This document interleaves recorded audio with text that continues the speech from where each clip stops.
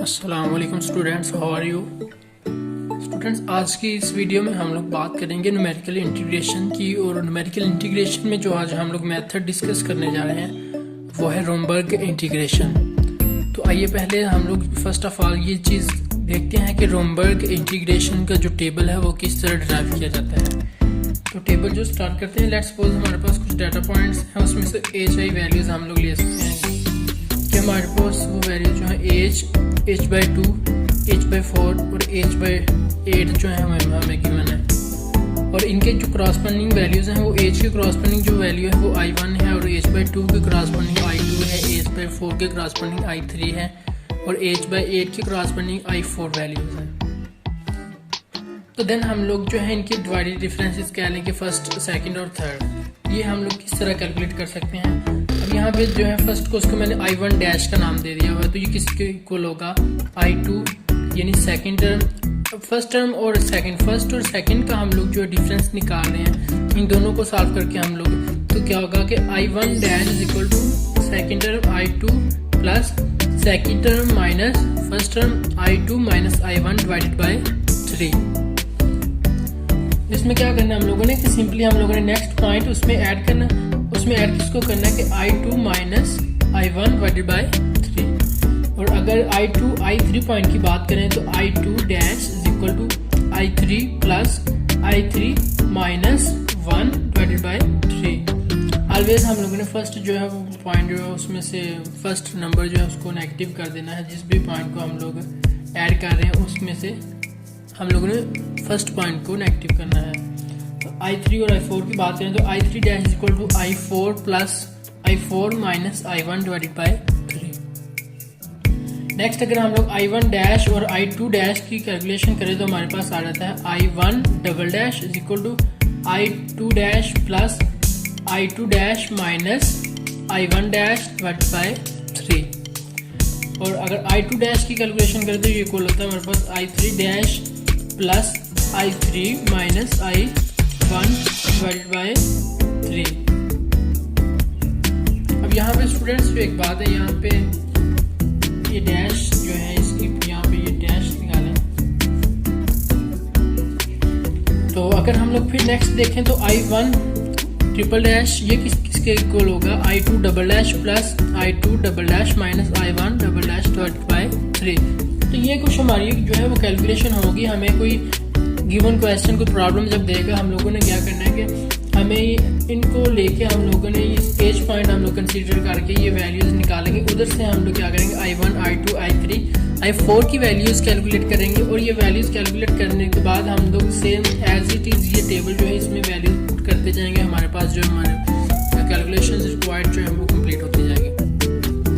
तो अब यहाँ पे एक प्रॉब्लम अगर देखें तो solve by using Romberg integration 0 से 8 0 is the lower limit and 8 is the upper limit x के dx। इसको सॉल्व करना है यूजिंग रोमबर्ग इंटीग्रेशन को। तो आइए देखते हैं। हमारे पास इंटरवल जो है लोअर लिमिट 0 है और अपर लिमिट 8 है। तो हम लोगों ने कंसीडर कर लिया कि एज जो है हमारे पास वो किसकी इक्वल है 4 के इक्वल इसको कंसीडर कर लिया by using trapezoidal rule as H is equal to 4। अब एज को 4 रखा हुआ है तो हमारे पास फिर इंटरवल 0 से 8 था, तो हम लोग क्या करेंगे 0 से 4 4 से 8।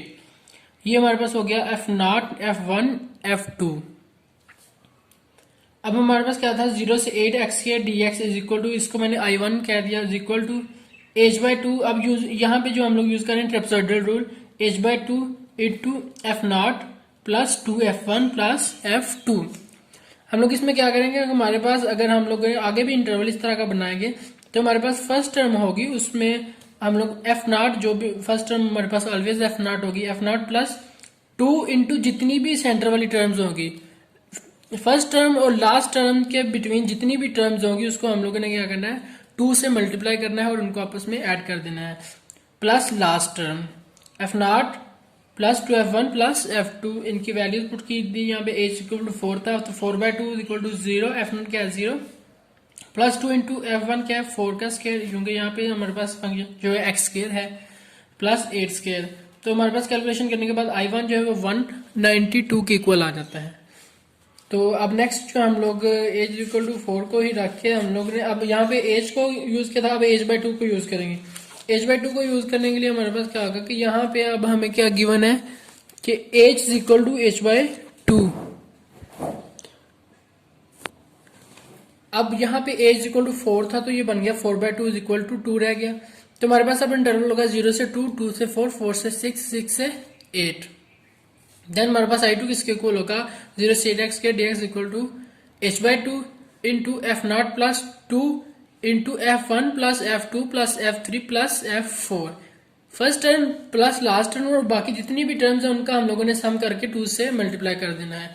इनमें वैल्यूज पुट की इनकी, तो वैल्यूज पुट करने के बाद हमारे पास क्या आ गया I2 इज इक्वल टू 176।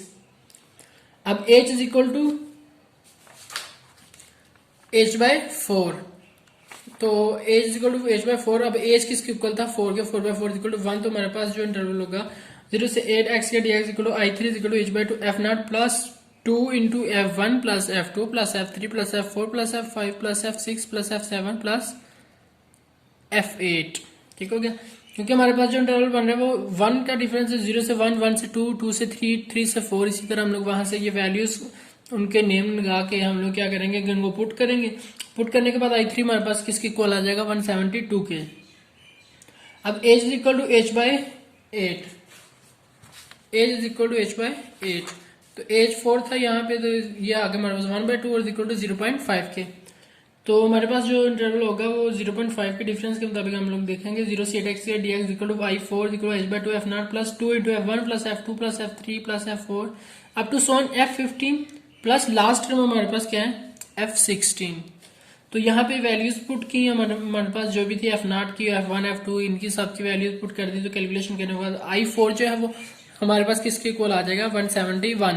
इसी तरह हम लोगों ने ऑल कॉरस्पॉन्डिंग वैल्यूज जो है वो कैलकुलेट कर लिए। तो अब हम लोग इनको टेबल में यूज करते हैं। ये हम लोगों के पास ऐसी वैल्यूज थी, हम यहाँ पे हम लोगों ने क्या किया I1, I2, I3 और I4 की वैल्यूज जो है वो पुट कर दी। फिर ये कैलकुलेशन जो 170.66 है ये किस तरह हमारे पास आई है, हम लोगों ने इसमें क्या किया है कि हमारे पास जो फार्मूलाज था वो जो टेबल था उसमें I1 dash is equal to I2 plus I2 minus I1 divided by 3, इनमें ये वैल्यूज लगाई। क्योंकि ये हमारे पास I1 है, ये I2 है, ये I3 है, ये I4 है। तो हम लोगों ने क्या किया कि इस फार्मूले में ये वैल्यूज लगा के कैलकुलेशन की, तो हमारे पास ये आ गई। फिर नेक्स्ट जो है उस फार्मूले में यूज करके ये तमाम कैलकुलेशंस की। फिर नेक्स्ट डिफरेंस के लिए हम लोगों ने ये कैलकुलेशंस की, तो हमारे पास ये टर्म्स आ जाती हैं और फिर हम लोग लास्ट पे ये आ जाती है। So this is the required integral. So the required value of the integral is 0 से 8x के dx इक्वल टू 170.66।